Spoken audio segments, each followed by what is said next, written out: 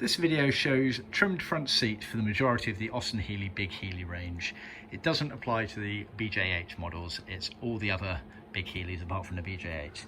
So the red seats are the early style seats. So they're the 104 BN1 BN2s and then the early BN4 106s, which is up to chassis number 68,959. The black seats are the BN4 late 106, so that's chassis number 68,960 onwards, and then all BN6s, BN7s, BT7s and BJ7s. The principle of trimming is very, very similar. The seat covers do change, and that does alter slightly the methodology for the trimming, but the overall concept is exactly the same. It's worth noting as well the framework and some of the other hardware pieces do differ between them, but like I say, the concept is the same. It's worth noting as well, the red seats have been done to original spec, i.e. leather faced, so that's majority leather with vinyl elements to them, whereas the black set has been done to a full leather specification with no vinyl on them whatsoever. The black set we've done in black grained leather. We can also offer smooth, and the piping is what we refer to as off-white pimple. It's a special order, that one. And the red seats are what we refer to as cherry red, and again it's that grained finish, and it has black piping, which was one of the original color schemes on there. Starting with the red set, like I say, leather faced, so the cushions themselves are everything's in leather. That was always the case regardless of whether it was leather faced or full leather. It's the backrests that make the main difference. The back here, the back panel, that's vinyl, as is the retainer that loops around there. Like I say, the cushion's all leather there, so that's the main difference there. It's also worth noting on the early ones, the backrest looped all the way around in one piece, which made it a bit harder to trim all the way around there. And you had this hidden banding because the retainer gets pulled round and around there, and you tack it onto, you can just see the ridge there of where the tacking strips go around the back. They're two sort of hockey stick shaped pieces that go around there that you tack it round to, and then this hidden banding covers up those tacks with the piping left underneath there, like so. They are quite tricky seats to trim. They look fairly straightforward. The backrests especially are notoriously tight fitting, so just bear that in mind. The pans at the bottom here, they were trimmed in a vinyl. You can see the stoppers here, which is where the backrest comes back to there. They're the larger style on the early style. I'll show you the late style is much narrower. As you can see there, it lodges in, so you have that gap there, which allows for the seat to go back onto it there. It's always worth, as I've mentioned in another video, it's always worth constructing the framework first before you even start the trimming process, because sometimes you have to bend the framework a little bit to make sure it all sits equal to everything. You can see the cushion bases here. On the early ones they used a ply base, which made the trimming quite easy actually, because you could just pull round and tack, and you've got the moulded foam underneath there. The retainer was a continuation of the pleated panel, just without the foam in it, so that it gets pulled around and tacked on.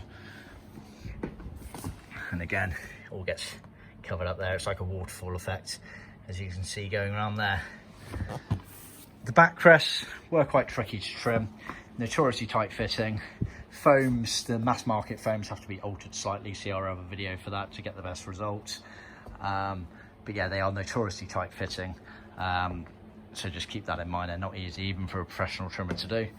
Moving on to the late versions, so you can see the difference between the cushions. The overall result is the same, but the methodology is different. So one, instead of wood they use metal here. The foam was the same. The elements of the retainer was the same there. It's just a continuation of the pleated panel, but you glue it instead of tacking on that one. And that sits in the locating frame here, which is narrower, as I said, from the other one, which is quite a bit wider over there. And it still gets trimmed in a material that, like I said, this has been done in the leather, so we skived this down our in-house leather skiving machine to get a good result. You've still got the finishes, etc., which allow that to come down onto there, as you can see. So you've always got to allow a bit of an air gap there so that it allows the seat to come down in place. A lot of people, they start putting the bits and bobs together and they sort of think, oh, well, hang on a minute, there's gaps here and there. Once you start trimming, you'll know why there are gaps here and there, so just bear that in mind. And obviously the crucial thing is to make sure that the pleats all line up. We always recommend actually trimming the backrest first. The backrest is hard, and it's hard to adjust as well once you go past a certain point. So we recommend trimming the backrest first, because the cushion is quite straightforward in the grand scheme of things, and it allows you to alter the cushion to match up to the backrest pleats. So just bear that in mind. As you can see, lovely finish around here with the framework there. Like I say earlier and in another video, the mass market foams that everyone uses are not quite correct. The gap on the foam isn't right, it's a lot narrower than it should be, so we have to alter ours to fill in that void there. Our gap there, as you'll see in another video, is exactly how it should be compared to the original one, so just bear that in mind. But to get that nice neat full finish around there, it does take quite a bit of work to get it done. But that's the result that you're aiming for, basically. If you look down there, looks lovely as it goes round. So yeah, more than happy to help out if you've bought some of our seat covers or frameworks and things. Like I say, they're not easy things to do. You do a few of them, they'll all come out slightly differently to one another. The trimming process is an organic process, so it's a steep learning curve. And yeah, patience is the main skill required, but more than happy to help. And those are the results that you should be achieving, whether it's yourself or a professional trimmer. We've been using the same patterns for decades now.